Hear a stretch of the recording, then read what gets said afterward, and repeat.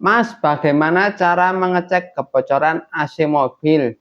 Oke, pertama-tama itu harus kita bedakan ini bocor halus atau bocor besar. Kalau bocor besar itu biasanya langsung habis teman-teman ya. Jadi kelihatan langsung habis dan langsung hawa dinginnya itu nggak kerasa. Yang susah itu ngecek kebocoran halus.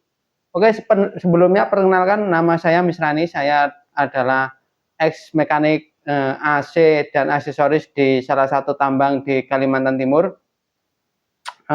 Kita lanjut ya teman-teman untuk pengecekan untuk bagi teman-teman pengemudi atau pemilik mobil. Pertama cek itu bisa dicek langsung, dilihat hawanya itu panas atau enggak yang seperti yang tadi ya. Yang kedua cek kalau satu hari panas itu bocor dan setelah diisi freon dalam satu hari panas itu berarti bocornya besar. Nah, kalau setelah diisi freon 2-3 minggu baru bocor lagi itu kan bocor halus. Nah, yang bocor halus ini yang biasanya susah kita tracking atau melacaknya ya teman-teman ya. Yang pertama itu bisa untuk bagi pengemudi bisa kita cek visual. Maksudnya cek visual itu ya dilihat-lihat aja. Kalau ada bekas oli di sana menempel di pipa-pipanya itu berarti disitulah letak kebocorannya. Kalau misalnya semua diurut dari kompresor atau ke kondensor terus ke dryer terus ke ekspansi itu bersih, berarti kebocorannya kemungkinan besar ada di evaporator begitu teman-teman ya. Yang kedua pencet ventil di high dan low-nya teman-teman, kan untuk ngisi freon itu ada ventilnya, biasanya dipasangkan pakai koplernya apa itu namanya gate manifold itu. Nah, di sana itu bisa dipencet. Kalau itu masih berarti kan bocornya memang halus dan bisa jadi bocor di situ juga di ventilnya itu teman-teman ya. Itu yang kedua. Untuk mekanik itu biasanya yang dilakukan itu tadi untuk driver sampai situ ya. Yang dilakukan mekanik biasanya terutama saya dulu juga itu dicek dulu, dilihat-lihat terus biasanya itu sambil dihidupkan teman-teman, dihidupkan, dipasang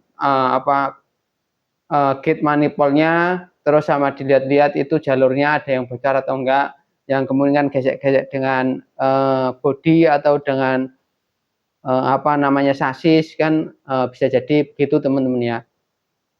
Selanjutnya cek kalau untuk mekanik biasanya cek di manifoldnya. Manifoldnya itu normal atau enggak di sekitar 170 ke atas atau enggak di high-nya. Kalau yang di low-nya sekitar 40-an. Kalau itu posisi hidup sekitar 20 sampai 40. Tapi kalau posisi mati mungkin dia akan menyamakan antara high dan low, berarti sekitar 80 90, dan di high-nya itu biasanya sekitar 100 sampai 110-an. Ya tergantung gate manifoldnya juga teman-teman. Pokoknya hampir seimbang lah di high low-nya kalau itu posisi mati. Tapi kalau sehidup seperti tadi di angka 175 ke atas atau di low-nya itu di angka 20 sampai 40, di 30-an lah sekitaran itu teman-teman. Terus yang kedua, kalau memang kosong bisa dicek, kalau memang isi bisa dicek pakai air sabun. Air sabun ya seperti kita cek kebocoran di di ban itu teman-teman, bisa pakai air sabun di setiap disisir di setiap selang, di setiap kondensor gitu pakai air sabun teman-teman ya.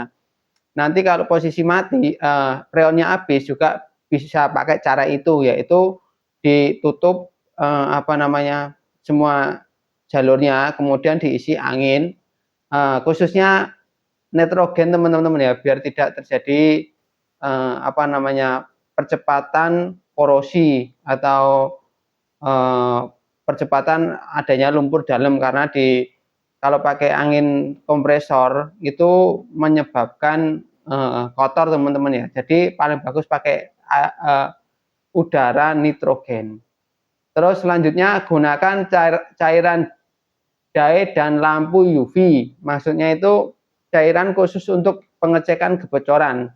Kalau biasanya bengkel-bengkel gede dan resmi itu biasanya pakai itu, ditambahkan dalam pengisian freon itu nggak banyak, isinya paling sekitar 10 sampai 15 mili, ya 10 mili lah.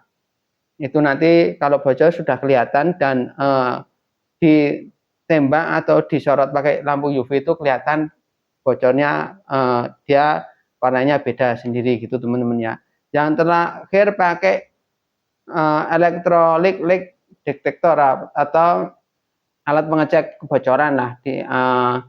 Sekarang banyak itu alat-alatnya mulai harga 100 ribuan sampai sejutaan ada, dan pakai itu enaknya pakai itu bisa pakai ke evaporator teman-teman, masuk ke evaporator bisa dicek pakai itu, tapi memang memerlukan jam terbang karena itu harus memang benar-benar nempel ke setiap jalur yang kemungkinan bocor, disisir lebih detail lagi daripada menggunakan sabun. Jadi ini kan bentuknya cuma kecil, mungkin sekitar sejari ini ya besarnya ujungnya itu. Jadi ya harus disisir pelan-pelan dan nanti baru kelihatan. Dan biasanya itu fleksibel, bisa bengkok kanan kiri atas bawah, pokoknya fleksibel gitu. Jadi itu sebenarnya lebih enak. Nah, itu aja teman-teman, 6 trik untuk mengecek kebocoran. Terima kasih, semoga bermanfaat. Wassalamualaikum warahmatullahi wabarakatuh.